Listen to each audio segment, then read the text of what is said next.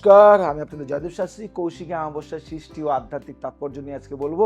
এই অমাবস্যার পেছনে রয়েছে দুর্গার তপস্যময় রূপ, কৌশিকী দেবীর ইতিহাস নিয়ে আজকে আমি বলবো আপনাদের ছোট্ট করে। পুরাণ অনুসারে যখন মহিষাসুরের অত্যাচারে তিনি 3 লোক কাঁপছিল, তখন সমস্ত দেবতারা একত্রিত হয়ে তাদের তেজ থেকে একটি অদ্বিতীয় নারী শক্তি সৃষ্টি করেন। এই তেজ থেকে উদ্ভূত দেবী হলেন দেবী কৌশিকী। দেবী কৌশিকী হলেন সেই রূপ যিনি তপস্যা, ক্রোধ, করুণা ও নিধনের মিশ্রণ। তিনি ধ্যানস্থ রূপে থাকেন, কিন্তু একবার জেগে উঠলে রক্ষা নয়, শুধু বিচার করেন। এই দেবী অমাবস্যার গভীরতম তমস্যা থেকেই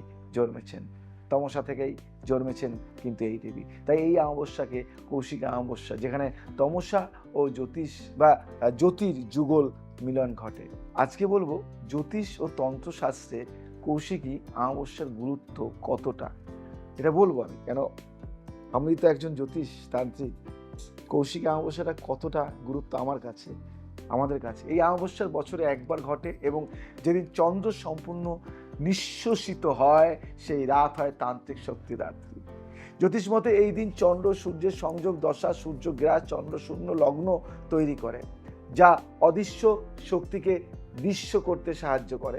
অষ্টম ও দ্বাদশ ঘরের প্রভাব বিশেষভাবে সক্রিয় হয়, যার ফলে গুরুর রহস্য, অতীন্দ্রিয় যোগাযোগ, স্বপ্নযোগ এই সময় ঘন ঘন হয়। তন্ত্রমতে কৌশিকী অমাবস্যা হলো তামসিক শক্তিকে রূপান্তরিত করে দেবীকেই নিজের মধ্যে জাগ্রত করার রাত।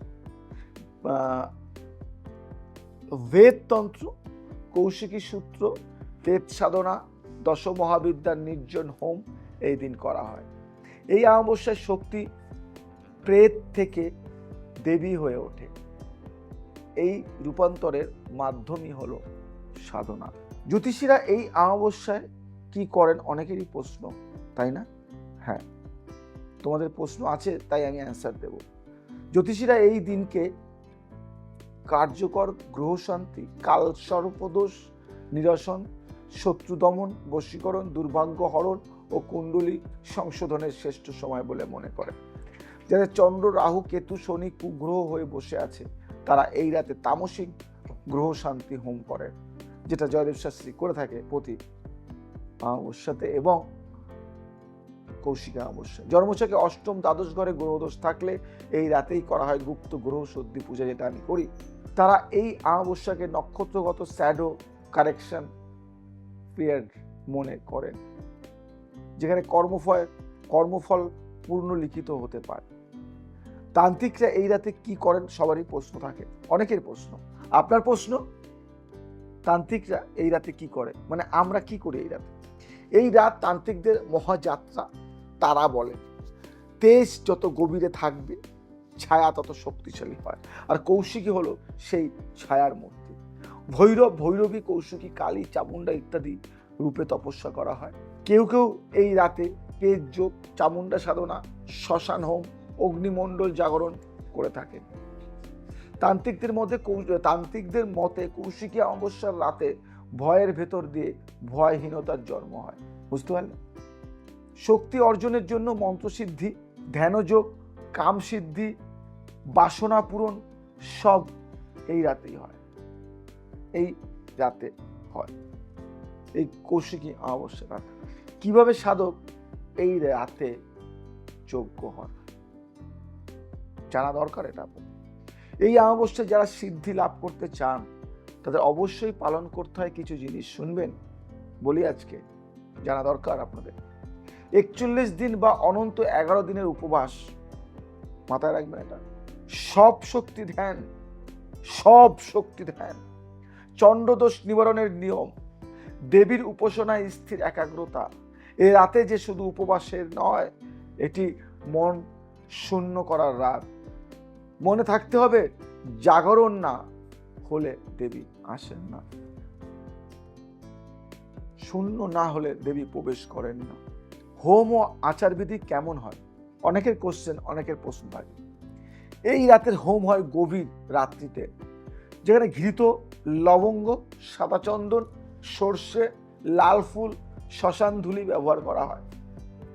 হোমের মন্ত্র হয় শুনবে? ওম কৌশিক্য চামুণ্ডায় রুদ্রানয় নমঃ, মন্ত্রটা পাঠ করতে হয়। অষ্টচামুরীর হোম, অষ্টপ্রকার বীজ মন্ত্র আগুনে আহুতি দিতে হয়। কালী বা চামুণ্ডা হোম, মুখবন্ধন, শত্রুনাশ, আত্মারক্ষা মানে কি আত্মরক্ষা বলা হয়। হোম এই রাতেই সর্বোচ্চ কার্যকারী। এই হোম শুধু ফলাদায়ক নয়, অন্তর্লীন কর্মফল মুছে দিতে সক্ষম। কৌশিকী অমাবস্যার বিশেষ কিছু গোপন টোটকা আমি বলবো তোমাদেরকে, যে তান্ত্রিকরা গোপন রাখে, বলে না, আমি বলবো।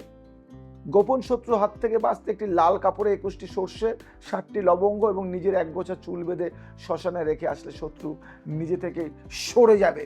অর্থভাগ্য খুলতে মাটি দিয়ে তৈরি ছোট্ট লক্ষ্মী প্রতিমার সামনে 5টি লাল ফুল রেখে 5 বার ওম কৌশিক্য নমঃ বলে পূজা করুন। সকালবেলা তা গঙ্গায় ভাসিয়ে দিন। প্রেম ফিরে পেতে, প্রেমে বিচ্ছেদ হলে নিজের ও প্রিয়জনের নাম একটি লাল পাতায় লিখে কৌশিকী অমাবস্যা রাতে রাত 12টায় প্রদীপ জ্বালিয়ে ধ্যান করুন। তারপর তা পুড়িয়ে ছাই গাছতলায় ছড়িয়ে দেন না, দেখুন না কি হয়। যাদব শাস্ত্রীর কথা। অতৃপ্ত আত্মা মুক্ত করতে একটি পেতলের থালায় চাল, ঘি, নুন ও 1 মুঠো খাঁটি আতপ চাল মিশিয়ে আগুনে ফেলে দিন। মন্ত্র জপ করে বলুন, কি বলবেন? বলবেন, যা অশান্ত শান্ত হোক, যা আবদ্ধ মুক্ত হোক। এখানে হাত দিয়ে বলবেন, যা অশান্ত শান্ত হোক, যা আবদ্ধ মুক্ত হোক। দারুণ ফল পাবেন।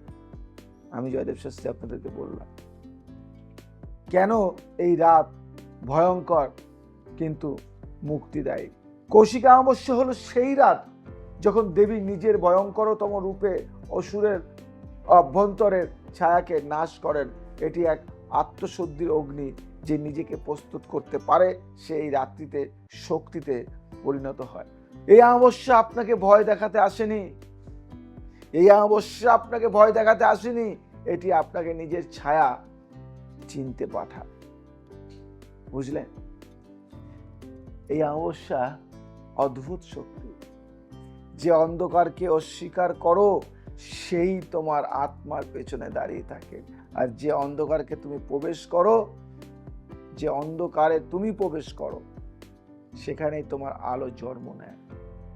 তো মাথায় রাখবে, কৌশিকী অমাবস্যার দিনে আমি হোম করি, যজ্ঞ করি, আহুতি দেওয়াই এবং বিভিন্ন ক্রিয়াকলাপ করি। তাই যারা মনে করছো কৌশিকী অমাবস্যায় আমার এখানে আসবে, সমস্যার সমাধান করাবে, তারা কন্ট্যাক্ট করো, যোগাযোগ করো, দেরি করো না। কারণ এটা একটা অন্য অমাবস্যা। এই অমাবস্যায় আকস্মিক যেমন দুর্ঘটনা ঘটে, আর এই অমাবস্যায় আকস্মিক ফল পাওয়া যায়, তাড়াতাড়ি ফল পাওয়া যায়, সঙ্গে সঙ্গে ফল পাওয়া যায়। যদি ভালো লাগে শেয়ার করো, লাইক করো, কমেন্ট করো, সবাইকে ছড়িয়ে দিও। জয় শ্রী ঠাকুর।